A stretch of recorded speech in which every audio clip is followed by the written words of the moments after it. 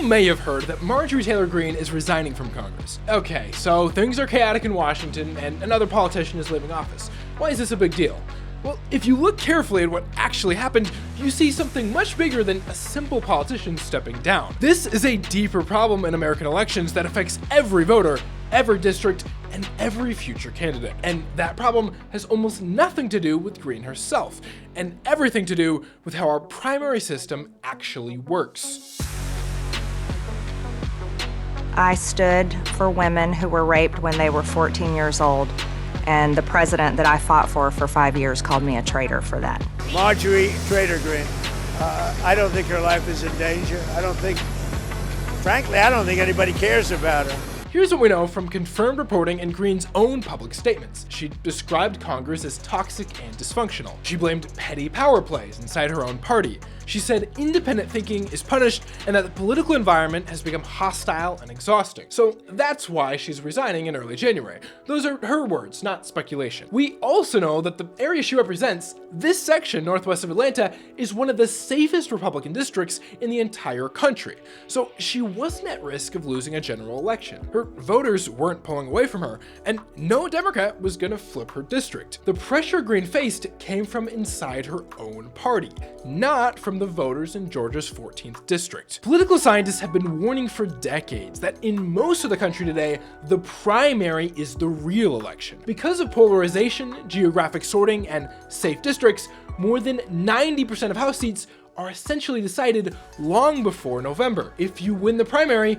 you win the seat. And if you lose the primary, it doesn't matter how popular you are in the general election, you are done. This means the real power in American politics isn't in the hands of electorates. It's concentrated inside the small, hyper-engaged group of activists, donors, and party loyalists who dominate the primary process. And when you look at MTG's situation through that lens, everything becomes clear. In the months before her resignation, she was locked in public fights with Republican leadership. She was openly clashing with Speaker Mike Johnson. And most importantly, she was disagreeing with Donald Trump over the release of the Epstein files. Trump called her a traitor and signaled he was open to backing a primary challenger against her. None of these things are speculation. They're all on the record. Now, does that mean she resigned because of Trump?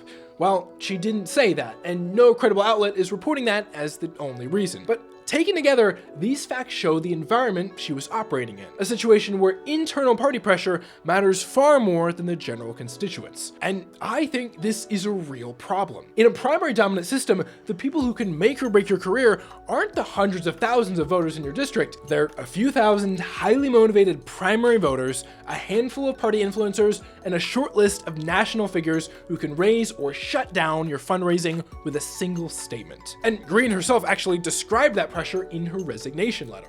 Look at this. She said she refused to be a battered wife to the party leadership. She talks about hyper-partisan loyalty tests and a Congress where independent thinking is punished. Whether you love her or hate her, that's an extremely revealing thing for a sitting member of Congress to say on her way out the door. So no matter your thoughts on MTG, this is a much bigger problem than just her. It affects Democrats in safe blue districts, and it affects other Republicans in safe red places. It affects anyone who holds a seat where the primary is competitive, but the general election is predetermined. And when primary voters control whether you stay in office, you end up answering to a very small, a very intense slice of the electorate. This issue, the fact that primaries voted by a few people are starting to carry a lot more weight than the general election, should concern us more than any one political personality. Because competition is the heart of a free society. As Katherine Gehl and Michael Porter argue, politics is an industry, and like any other industry, markets work because of competition, and ideas improve because of competition.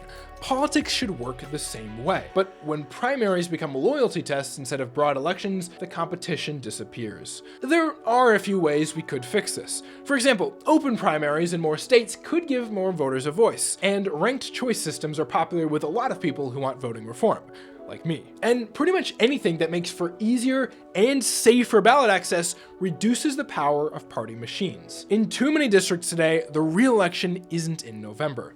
It's in a low turnout contest months earlier, and it's directed by activists and insiders who most of us have probably never heard of. If we care about genuine representation, about competition, and about a political system that reflects more than just the loudest faction, then the Greene resignation is something we should all be talking about. It should be a warning, because the system is telling us very clearly who holds the real power. And right now, it's not regular voters like you and me. This video is researched by Brayden Myers. For more US news, world politics, and other interesting topics, there's a playlist on screen. Thanks for watching.